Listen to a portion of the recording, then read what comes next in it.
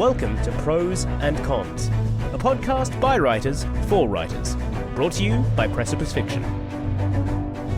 Precipice Fiction would like to acknowledge the people of the Eora and Durag nations as the original custodians and storytellers of the land this podcast was created on.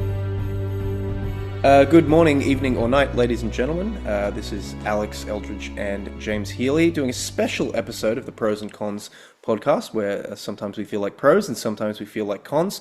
We figured for this one, because me and James are both very much caught up in the sort of horror side of writing, it might be a fun thing just to do a back and forth on, you know, what we like about horror, what horror means to us, all that sort of stuff in a more, you know, intimate one-on-one sort of interview style thing. So we'll just go back and forth and do that. So if you like horror, this is definitely the podcast for you. But I will start with our usuals. James, what have you been reading and listening to? Well, definitely, probably in good preparation for this episode, I've been listening to some horror podcasts just the last couple of days. Limetown and The Ice Vault. Oh, cool. Yeah. Quite good horror podcasts on Spotify. Sort of just telling stories of with the Ice Vault is a team researchers take out to a isolated outpost out in the middle of, I feel like it's somewhere Scandinavian, and they kind of end up making some discoveries and getting kind of trapped and isolated and stuff, which is quite good. And then Limetown is an investigation of a small community of people that disappeared, basically. Interviewers kind of tracking down people and trying to figure out what was going on there and what happened. So that's still a lot of fun. That's not true crime, is it? That second one, that's still like horror? No, it's fictional. Yeah, fictional story. Cool. Oh, that's awesome. Yeah, that sounds really good. I think that was recommended to us by our mutual friend Nate Gothard. So I've got to jump onto those as well. Yeah, cool. I got stuck into Moby Dick for a little bit, and it was really nice. Moby Dick is back up again. Yeah, it is. It is literally this group's white whale, literally and figuratively. But I'm just keeping that as a coffee table book. The good thing about Moby Dick is it is actually quite short. The chapters themselves are quite short, so you can just read a bit for like 3-4 pages. And kind of just go like, okay, cool, that's enough. I'll put this down for now. So I'm just keeping that as like a coffee table book, working my way through that. But what I've really been invested in recently is actually Ready Player One. I never read it and I never saw the movie. And it's good. It's like it's really well plotted. Like the story moves along a bit. If you can get past the sort of juvenilia of the constant like 80s references, or you know, if you me, that's actually a feature and not a bug. It is, yeah, it's pretty engaging. So yeah, I've been enjoying reading that. I started reading it at this cafe, and I would just go in there, and I realized after a couple of weeks, I was literally just going in there to read the book. So I bought a copy of the book for myself, and then only sometimes go into the cafe now. Yeah. So that's what I've been doing. Anything else? I've been playing Hollow Knight as well, which is a really kind of like Dark Souls-like Metroidvania, if those words mean anything to anyone. You just basically, it's a platformer. You run around and kill things, and you know, just discover this big world. It's really, really good. Very, very good game. Okay, so to the main event. I figured we'd discuss some stuff with horror. And the first thing I wanted to ask you, James, is what do you think is it that draws you to horror specifically? What is there something inherent about it that you like, or is it something you've always liked, or is it something you've discovered more recently? What's the deal? I think it was definitely probably something I always enjoyed reading, even at a relatively young age. I think I liked scary stories. I think I quite liked dark stories, or stories that kind of took a turn, I guess, that they kind of didn't go down the expected route. Yeah, twist. Kind of, delved into something a little bit more complicated. So I think I was always quite interested in them. My father was a huge Stephen King fan, and he used to read me The Shining and The Green Mile and stuff when I was a kid. Cool. The big thing in there. He also used to tell me stories, which were actually just him telling me stories of like films he'd seen that I would have been too young to have watched. But he would slightly change the details to kind of make stuff up. So when I got older and I started watching famous films like Jaws, Jurassic Park, The Terminator, The Shining, and all of these things, I was like, oh, these aren't just like that stories. This is what actually happened. He just embellished. Oh, that's different parts of cool. them. Yeah, right. Yeah, so that was a lot of fun. My sister also was a huge Stephen King fan, and she would have read. She actually got me into Stephen King. She read his whole collection, and then was always telling me about like stuff that happened in it and that stuff that happened in different things. So when I started reading Stephen King, we had a lot to talk about, me and her. Sure. And I think that was probably what just got me started in writing it, because I would have started writing around 17 or 18 after having like kind of read quite a bit of Stephen King. So I think what I was always trying to do was a bit of action horror.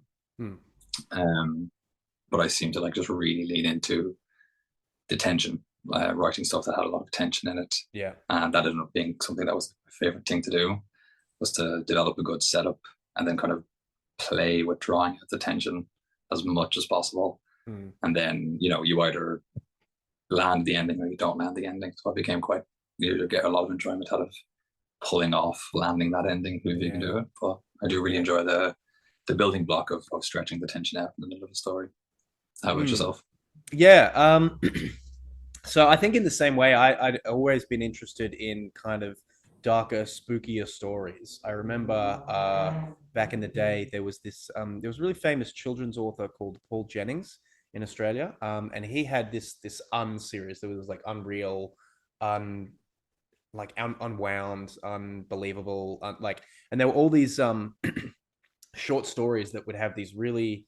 They were like the stories themselves. I read back some of them recently, and they're pitched at kids, but the concepts in them were like really terrifying. Like the idea of like this guy the one that sticks out is like this guy who would go down to this.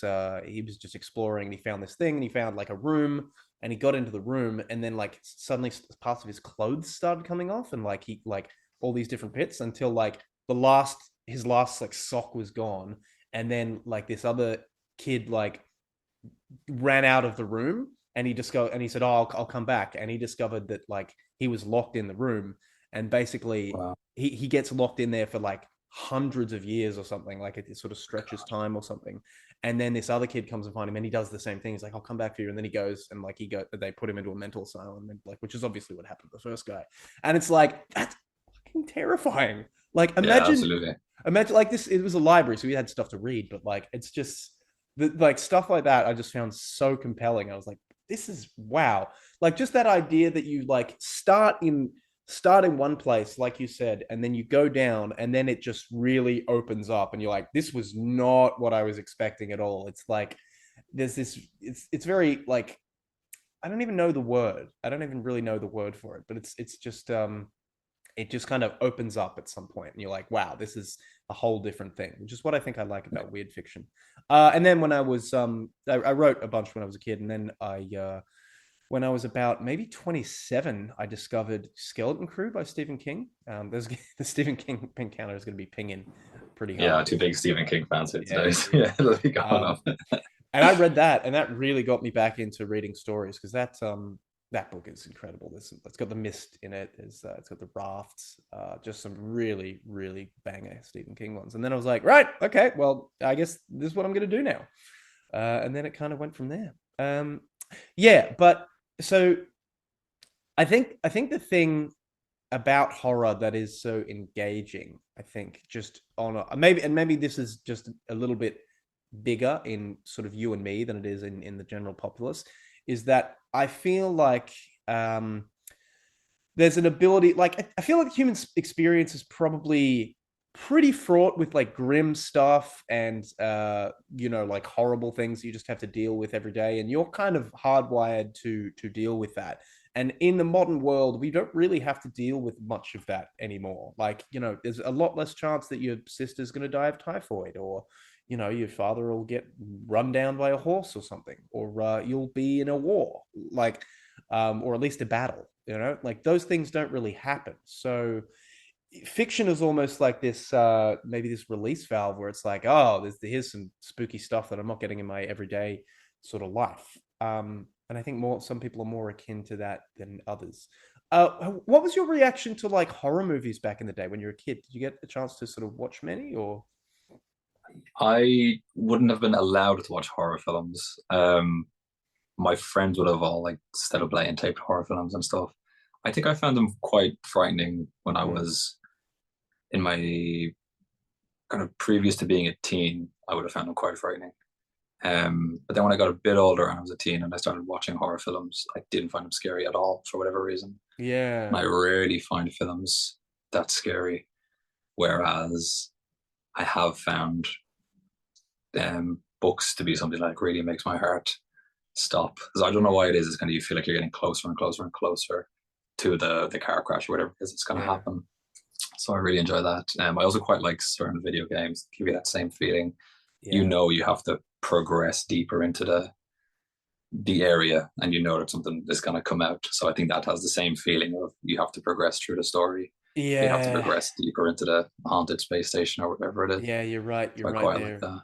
And you just have to deal with it. Yeah, I was listening to a podcast recently about this game called Amnesia, the Bunker, and it just sounds horrific. I have this thing where I actually don't play a lot of like full-on horror video games because I just find that jump scare aspect too much. But I listen to these like games club overviews of them with this special thing, so I like know the plot and the beats of a lot of them. It's a really strange thing. So I'll go through and just like listen to and know about them. It's I guess it's the equivalent of doing a Wikipedia deep dive on a movie or something. But yeah, I was the same. When I was a kid, I was really, really scared by horror movies. I remember seeing 13 Ghosts when I was like maybe 11, and that like deeply scarred me. And then I went back and looked at it recently, and it's so silly. Like it's really silly. That's not really have the goggles where they can see the ghosts, isn't it? Is that one? I think so. Yeah, with the big Yeah, like there's a machine in the middle of the house, and there's the yeah, yeah. juggernaut who's like just charges through walls, and yeah, I was like, this is terrifying. But yeah, again, like conceptually, really, really scary. Like the idea that you could trap these entities and use it to power this house. It's like that's so ghoulish. It's really grim. Cool, yeah, yeah. Yeah. So well, you mentioned before that you had some books that really, made you sort of seize up. What do you think? What are some examples of those? Because I find it's pretty hard for books to scare me most of the time. Not always, but sometimes. I really loved The Whisperer in the Dark by H.P. Lovecraft. Um, it's the one where it's a kind of correspondence between two lads, and one of them has essentially, he lives out in the middle of the woods and stuff, and he's discovered signs that there's aliens or something in the area. He's found some weird fish thing in the river or something that shouldn't be there. Of course. But he starts to get the feeling that people from the village are like in league with these aliens, and then that they're trying to silence him, they're trying to prevent him from corresponding with this guy. So the protagonist is like in New York and he's safe, and he's getting correspondence with this other lad, and this other lad is essentially telling him of these like what essentially like escalates into kind of like almost nightly attempts of these things to get into his house. Oh God. And he has dogs, and he's kind of running around trying to keep them out. And it's absolutely, I remember reading it being like feeling my heart like beating harder and harder and harder. Yeah. And I don't think H.P. Lovecraft he very rarely writes characters who are in any way capable of dealing with what's happening. So this is, I think, the one example of a character who was kind of competently somewhat combating what was happening, but things were getting worse and worse. Oh, cool. I gotta read And then that. all of a I actually sudden haven't read that one. it's great. I want to learn more of them because it's Yeah. really, really good, and it gets better from there. Cool. I really like that one. Oh, that's great. Yeah. And yeah, one or two others. I love The Haunter of the Dark. Every time I read the first half of The Haunter of the Dark, I still get chills, even though I know what's happening. Is that another I know where Lovecraft it's one? going. As a Lovecraft one as well, yeah. Yeah, wow. The one where the guy goes up into the church. Oh, Yeah, that's funny it's because fucking brilliant. I It's a great thought one. I thought I'd read a bunch of Lovecraft because I've got a big tome and I've also got like this big audiobook that's like literally all his stuff, but I haven't heard Yeah, either of those, so I got to go home and read those. I go like no, it's okay. Patty gave me a tome, like it's called the Necronomicon. It's this big thick fucking book, so I'll Awesome. go home and read them. That's great. So the Haunter in the Yeah. Dark and Whisperer in the Dark, was that it? Yes. Also, if you haven't read The Thing on the Doorstep, I don't think it's one of his scarier ones, but it's probably one of my favorite ones of his. It's really good. Yeah, that definitely rings a bell. Yeah, Yeah. that one's brilliant. Yeah. And they're nice and short. Like I think he does the short and sweet kind of horror story quite well. There's that thing about Lovecraft as well that it's like the thing I was talking about that like, oh wow, this is a lot more because you can do a straight like tension thing, like we Yeah, say a serial killer or something, that doesn't seem to appeal to me as much. But as soon as you've got that outside element, there's that weird fiction component to it. It really makes things like, well, this is just operating on a different level to what I expected it was, and he does that really well. Like, what's my favorite one of his is probably The Color Out of Space, which is just, I'd say from a purely terrifying perspective, is not that scary, but it's just really fascinating to see how this place degrades. So it's the idea is that, like, this guy is he's actually a surveyor, I think, because they're going to make this dam, like a well sort of thing. And he's coming in and having a look and talking to all the people, and they're like, "Oh, go talk to old Army. He's like, he knows about all the old history of this place."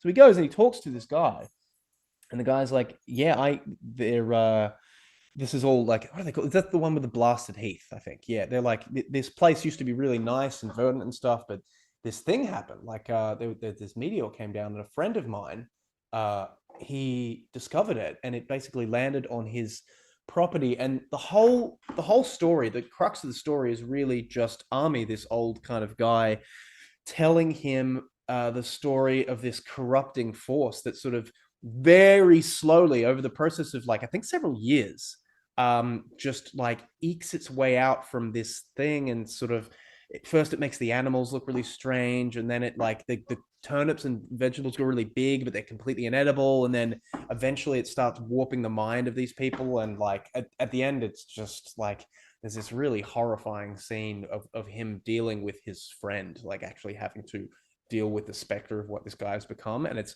really chilling. It's one of the most, like, probably one of the most disturbing Lovecraft scenes I've read, in a good way. And that sense of just like there's a spreading corruption, but it's like it's not even really knowable. It's not even like something that you can be like, oh yeah, it's this poison thing that's like slowly killing. No, this is like completely shifting the geography of the land. Like the trees start to like kind of like do almost like turn into hands and things. It's very strange, which is it's horrific, but it's also strange, which I think is a big thing. I kind of wanted to turn into that. Where do you like? How do you find the crossover between weird or strange fiction and horror? Like, what's your relationship with that intersection? Interesting. I don't really know where I would. I guess I would see horror as kind of like more. I guess I would see horror as more expansive. Like horror can include ghost stories, Yeah, or even like horror doesn't necessarily need to involve the supernatural or kind of things no, that I are guess it real doesn't. necessarily. No, you could have It like serial almost killers. always does. I can't really think of an example at the moment where it isn't, but it doesn't necessarily have to be. You know what I mean? Mm. And I guess weird fiction is where it kind of drifts into.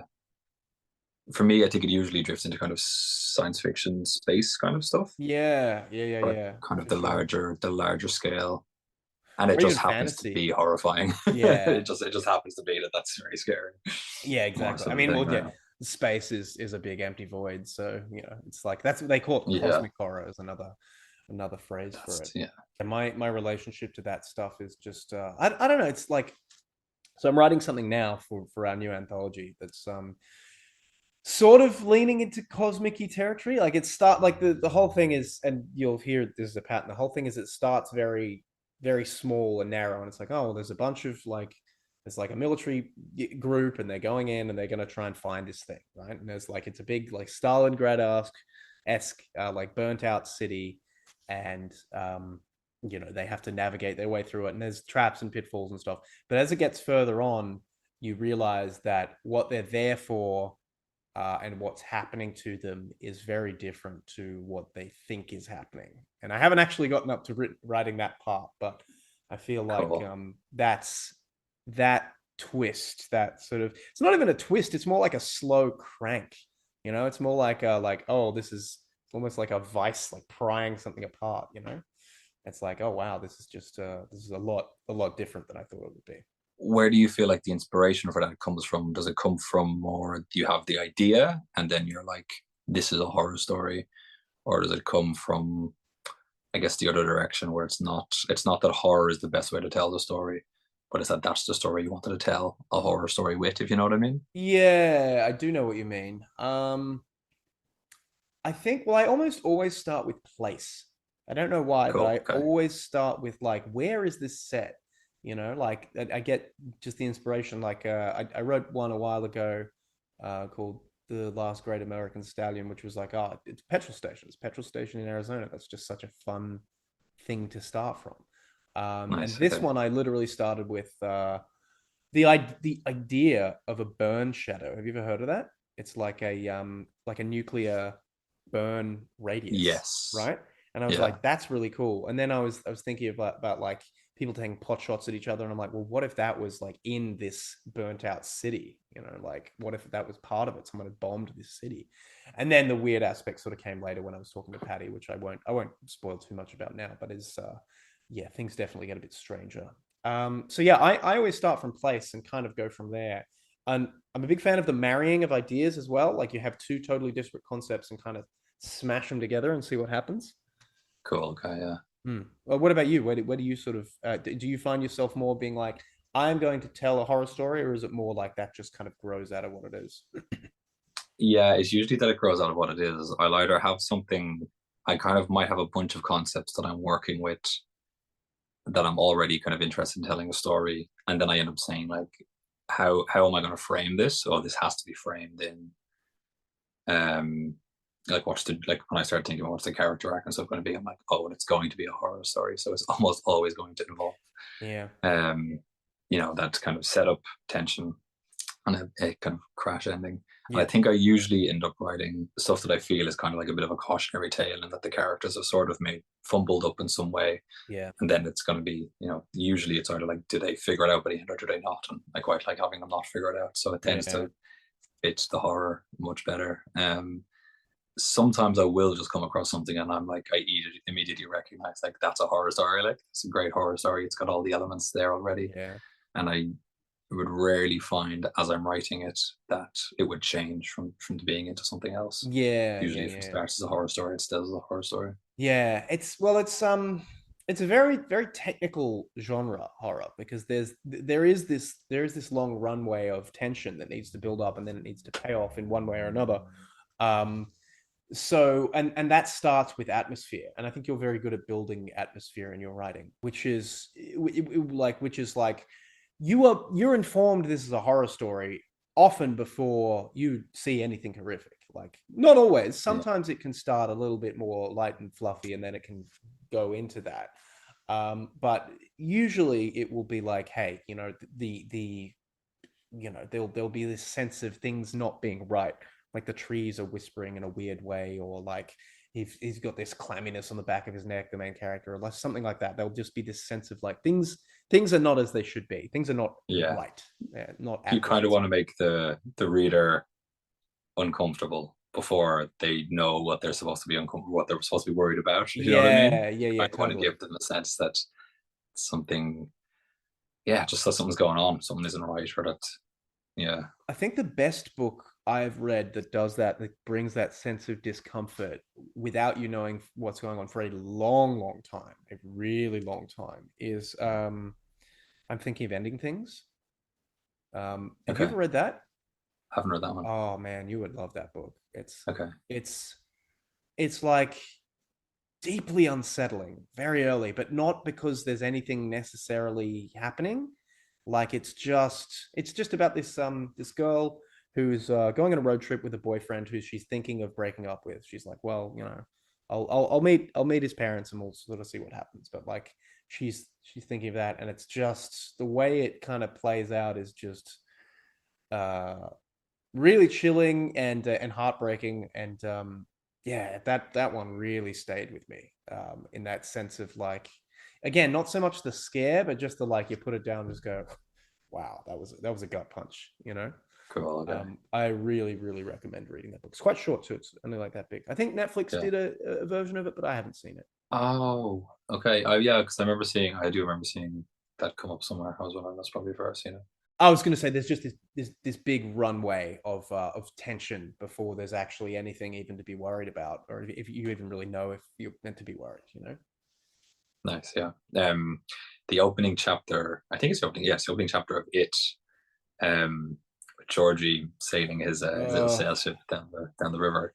That that does it so well as well. Like Oh, the scene is essentially quite sweet, yeah, but you have this terrible sense of predation, just looming predation yeah, within the scene, without Stephen King ever actually stating, whatever is actually stating that the child is being watched. yeah. That is what he creates the sense of, and you're Mm. obviously thinking like a person, like there's a person watching this child, and the child might be about to be kidnapped, but he intercuts like the child playing on the street with how the child had, like how his older brother had built the boat for him, and while he's doing this he has to go down into the basement because the basement is dark. He's like afraid of there Yeah, being a yeah, monster in yeah, the yeah, basement, yeah. so he He does a does the great job of setting up monster and kind of predator, yeah. so But there's you're nothing waiting in for the something to basement. happen. That's the Nothing in the which basement, is and there's amazing. nothing on the street. Yeah, everything's Yeah. fine, and then it goes down into the drain, and the Yeah. voice starts speaking to him from the drain. It's Uh, so good. It's such good horror, yeah, it's really and it's good. that kind of horror where he's never, the monster is there in the drain at the end of the chapter, but the Yeah. whole chapter just feels tense without him ever without ever doing anything or pointing at anything. Yeah. Really well done. I think Stephen King is at his best when he's writing short things, and that is essentially like Mm, a short story, really. And mm, it's a really good, like, actually, it I think is one of the few really long books of his where it maintains a pretty good tension the whole way through. But I think he really excels in shorter pieces generally. There are exceptions, like I mean, he's got some very good long works, like The Shining is obviously incredible. Lisi's story is actually really good. It's really long, and it does flag a bit, but that's a really good one. But I think like, personally, I think his best work is probably something like The Mist. Like, it's really hard for me to think of a single better, like, just piece of fiction that he's mm. done in terms of building. You quite like The Stand, don't you? I The do, Stand, yeah, that's actually which is true. I massive. really do like Yeah. The Stand, but it Have is you very read long. his? Yeah, Uh, yeah. I read the his own extended version where like yeah, the stuff that the editor had said to take out, he had put yeah. in. That's the Oh, that's original the that I stuff with read. the, like, the trash can man, right?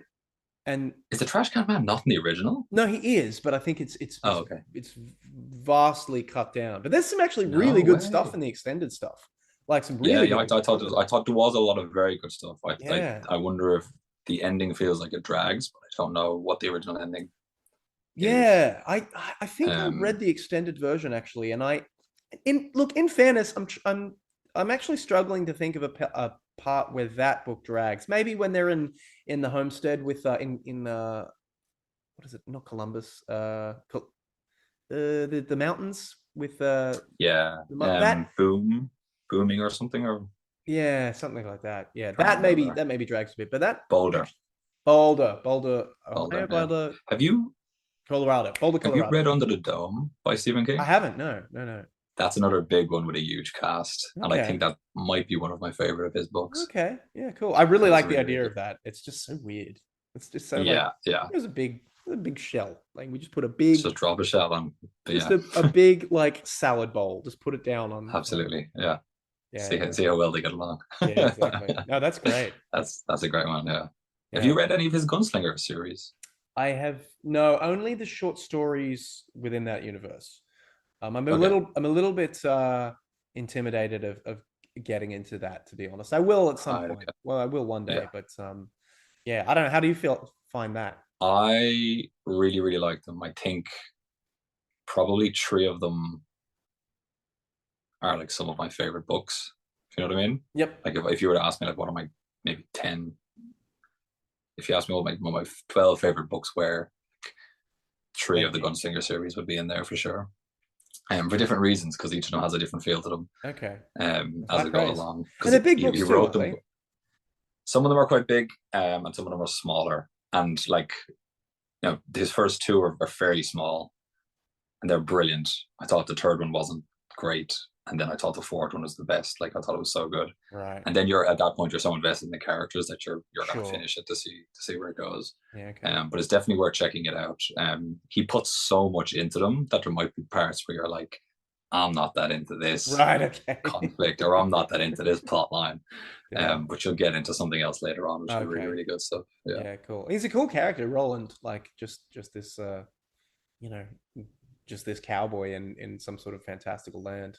Yeah, like this like knightly cowboy who has lived 100 years or something like that. Yeah, exactly.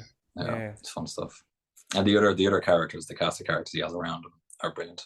Yeah, I remember the one story. Yeah, I think it's in maybe Night Shift, where he's like he basically goes and gets kidnapped by these the Sisters of Mercy or something, or like and they basically trap him and like feed him this stuff that keeps him really weak, and then one of the sisters has a crush on him, so she like lets him go, but like yeah, it kind of goes from there. Oh, this is like a Roland story from the yeah. continuity. Oh, cool. Okay. Yeah. It's good. I wanted to ask you, how do you feel about kind of ending a story? Like, what are some examples of like a good ending from a horror story that you read yourself, and then what do you aim for in your own? Yeah. Okay. So I think it's very difficult to stick a landing in horror because inherently, the tension you've built up has got this whole big thing attached to it. So you have to do something either really explosive and like wow, or really subversive and just totally. So I'm trying to think of the ending, the like a really good ending of a horror story. I don't know. It's like I really like twist endings, but I don't necessarily always associate them with horror stories because the notion of a horror story is such that this has to end in some way. Like you're building up to something, whereas a twist story will often be a little bit different. It'll kind of go like left field, and because it's not so boxed into that suspense narrative, it can kind of move more with that. Like so a horror ending is really strange. I have to say, I would say, yeah, the end of I'm thinking of ending things is really, really good at that twist, and it just comes totally out of left field. Like it feels earned. You can see how they got there, but you're just like, wow, that was just sort of crazy. Lovecraft is pretty good at ending things as well, usually. Like sometimes it's just such a roll of the dice. Like one of my favorite endings is actually from a Stephen King book that's one of my least favorite of his, and that is Revival. It's just this. Have you ever read that one? I haven't read that one now. Okay, well, it's basically just about this kind of this traveling musician who gets caught up with this guy who's kind of found a power source to another world, who's like a preacher, and he like puts hands on people, and like a lot of these people end up dying. Like they'll have a illness of theirs removed, but then they'll like just die years later, like of mysterious causes. So he's hunting him down, and the end of that just goes totally left field into this like this totally Lovecraftian. There's this netherworld thing where this like big like queen monster is basically devouring the soul of these people, and a lot of people really hate it, and they're like, that was just stupid, that came from nowhere. But I thought it was the best bit of the whole book. All right, okay. So yeah, Stephen King's endings are very, very hit or miss. I don't know. I think it would have to be something that so it would have to be something that it resolves it in a way that was not expected, or not entirely expected, but felt earned. That that's actually very well put. Yeah, I think that would be my thing there. I'm struggling to think of anything off the top of my head right now, but one of my favorite examples is the girl with the gifts, the girl with all the gifts. Oh yeah. I just read that. Like, I think they nail the ending of a horror story with that book. Let's talk about that because I've just read it as well. The story kind of involves this young girl and kind of three or four other characters traveling from A to B, zombie apocalypse. And as you get to know each of the characters, you kind of get to know that each of them has like conflicting wants, and then each of them has like a win state and a lose state. But by the time you get to the end of the story, you know that if one of the characters gets what they want, the other characters are kind of all going to end up screwed. Yeah. But I won't get into what happens, but like the horror of what happens in the ending manages to like you were saying, resolve each of the storylines. Do it in a way which wasn't expected, and then kind of hits you over the head with like, that's also fucking terrible. So that's always like, that's kind of been, since I read that was kind of like, well, that's how I would like to end a story. But very much like you said, like you wanted to resolve in an unexpected way, but still feel earned. Yeah, it definitely does feel earned and very grim, but at the same time, weirdly hopeful. There is a hopefulness to it. Oh, I didn't feel that at all. You don't think so? Okay. No, not at I all. think there was, because there was like, Okay. it's basically like most must die, so if the select few shall live is essentially the crux of it. And I thought, okay, I get from one perspective where that's at least coming from. I guess it's not really something we can discuss over a podcast without like spoiling it. So. Yeah, but we might have a chat about that later, because I do want to. Yeah, definitely. Yeah. I would definitely do a podcast just on that book. Like, I really love it. Yeah. Yeah. I think that's probably about it. I reckon. Do you have any last thoughts on, I don't know, what makes a good horror book or story? Or No, I guess. As long as it kind of gets under your skin, as long as it kind of creeps you out. I guess as long as you know, there's something about kind of like, pointing at the room and saying that's a dangerous room, don't go in there. And the character's like, nah, it's probably not that dangerous, and they go in anyway.